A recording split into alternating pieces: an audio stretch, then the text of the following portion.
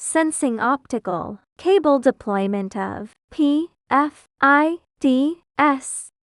The deployment of sensing optical cables is related to the number of system channels, the type of medium, the height, the length of the perimeter, and the type of intrusion to be prevented.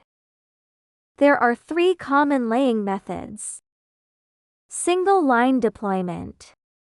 Single-line deployment is simple to install and saves on fiber optic cable. It is typically more suitable for fences under 1.5 meters in height, but has lower sensitivity and is prone to false negatives. Single-line deployment is better suited for concertina barbed wire.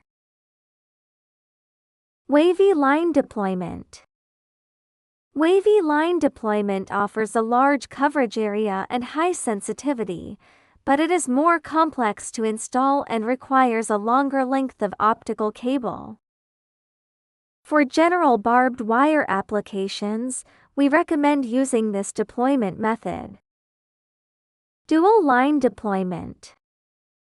A redundant architecture designed specifically for dual channel PFIDS, enabling automatic switchover to the backup channel in the event of a single optical cable failure.